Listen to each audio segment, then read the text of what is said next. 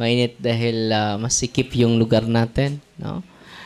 Nya may nag-donate sa atin ng isang 1.2 hectare para sa permanent office sa healing and exorcism dahil kailangan, no? It is owned by the Diocese of Tagbilaran po.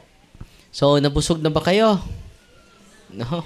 So, tatlo na yung na-exercise natin. Yung una ay grabe yung occult involvement. So, yung mga kamay niya ay parang may uric. Pero ngayon, nawala yung sakit sa kamay niya. No?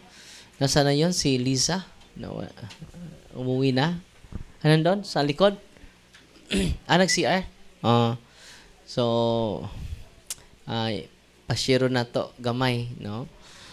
And then, yung pangalawa ay may ex siya at meron na siyang bago ngayon. No?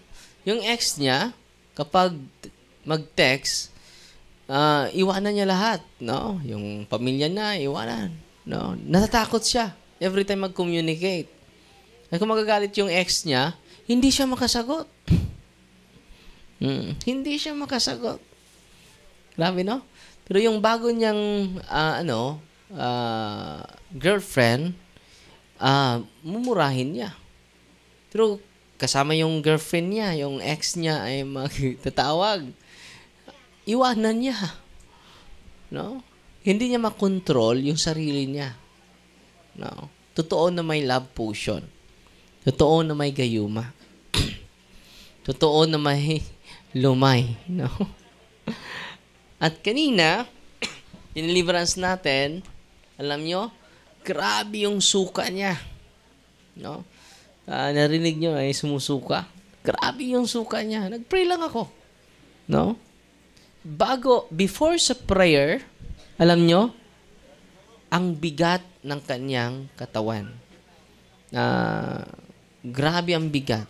At kinabahan daw siya. Bakit kinabahan, Brad? So, hindi ko alam. And then, nanghihina siya. No? Bumigat yung katawan niya. After sa prayer, after pagsuka niya, para siyang parang lasing. No? After sa pagsuka niya, sabi niya, yawa! Sabi niya, yawa. Tinanong namin, bakit ka nagsabi ng yawa? Hindi ka ako nagsabi, Father. Hindi ko alam yun. Kaya pala, lagi sila, kanunay siya mamalikas. No? So, after prayer of deliverance, mga kapatid, sabi niya, Father, ang gaan na ng ko. Ang gaan na ng pakiramdam ko. No? Pangalawa, Father, nawala na po yung itong kakapoy na ko. No? Nawala na. No? Si Inday, may may third eye. No? Sa awa ng Diyos, hindi na siya nag-react ngayon. Nang una nila pagpunta dito tayo, nag-react, no? Sumisigaw, nanginginig. Pero sa awa ng Diyos, hindi na siya nag-react ngayon. Pero matamlay na matamlay yung kanyang pakiramdam. So, nandito na si Sir Lisa. Pakinggan natin. No? Dahil kumakain ito ng mga orasyon. Kumusta, sis? Sakit pa dyan. Mayang hapon sa ako, may tanan, palis. Ako, nagsakit ko, nagsugod yun, 2016 pa. Dayon, katulon ako na operahan. Then ako yung mga test nga, kanabitong mga normal. Then akong mga gipang bati, magbalhin-balhin. Mautuwag doktor. Lugar, akong kuan, diri tonsil. Akong tonsil may sakit. Pagtanaw sa doktor, may ngon, wala man kay ka ng kuan. O may problema sa imo ang tonsil.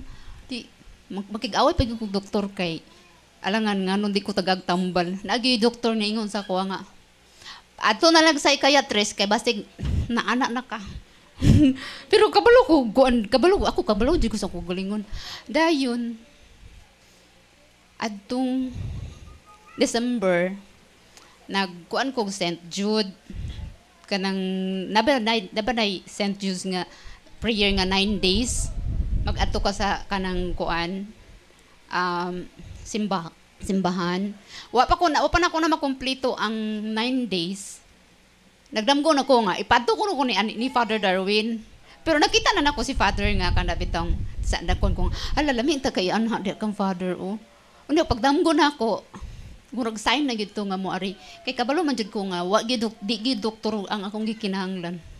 Unya kay taghan kay ko og mga grabe itong mga mananambal nga giadtuan mga siguro kulang ra siguro ng 20. Unya gipakaon pagod ka ng mga Latin. Oh, then doon pigi ikaduha nga Latin gipakaon sa ako kay nakita mo to no gipa ano mga kuris-kuris bitaw. Gipakaon sa ako ni ako kay butan pud lagi di ako pong gikaon. Mura niya akong dinhi akong tiyan mura ko bloated. Sige ko tig-ab unya batog doktor gi-endoscopy. Ngano man gid ni nga naa pa man gid gapon. Nagid akong nay acid. Kay bad breath bisag gioperahan ako kaduha na ko wala na koy palitin tonsil. Ngano na pa magay bad breath nga kuan man wa na may kasuksukan sa wa na kapuy-an sa mga tonsil stones. Nya ngano man inaana pa man gihapon. Unya og akong tiyan moadto na pag doktor kay ngano lagi ngano inaana. Murag giingon na gyud doktor nga di nagigna normal imong una-una. Mo to nga nag-decide ko nga moari ko diri katong pagdamgo na ko nga mo ni ko ni Father. Kay lain man magbalin-balin man akong kuan gud kanang bitong akong tiyan murag puno og hangin then di ko kakaon og daghan. Kay busog dali ra kay kong busog. Kanang half cup di na ko na mahurot. Mo nang naniwang jud ko. Kuna nga karon atong pag-anhin ako diri Pebrero wala man mi adto na kuan na deliverance kay ulahi man mi pagka March 2 gikuan ako ni Father gisolim na ko niya akong ulo labad ako bitong huna-una murag buaw ana akong dinhi sakit kaayo din lain yun mura jud ko unsa ba ni akong gibati ay ko nga pagkuan bitaw ni Father sa ako kay murag di kay murag nawala na karon kani bitong diri akong dinhi sakit kay na akong dinhi pero normal lang akong uric acid nganon sakit man akong dinhi karon wala na gid siya pag kuan ni solim ni Father sa kuha. Then karon okay na akong hayag na kay akong pamati. Di para sa una. Na muna nga dili gid ta mga anha og kana bitong mga mananambal. Ila gyud. Kay kita ra moy kuan madaot. Dukan kay diri uy. May lang siguro 20 ka buok kay nay mo ingon sa kuha nga, uy ato ta didto kay naigwapo nga mananambal may kay to. Niabot pag ikog nun diri. Dayon gi kunan pa ko pangayuan kunan pa ko kana bitong ihaw og mga manok nang inana bitaw. Agoy ang nagasto gud og kwintahon jud from 2016 until now more or less million na gid. Dako na gid kaayo. Mura akong bana karon maingon na nga pipi di na ka pwede pagsakit kada bulan sige man kag reklamo. Usahay ko akong bana maingon unsa na pa imong gibati karon. Mo na siya. Mo nagikapoy na siya. Nya karon kay di man ko papaluyan pa ni Father kay iseres man ko.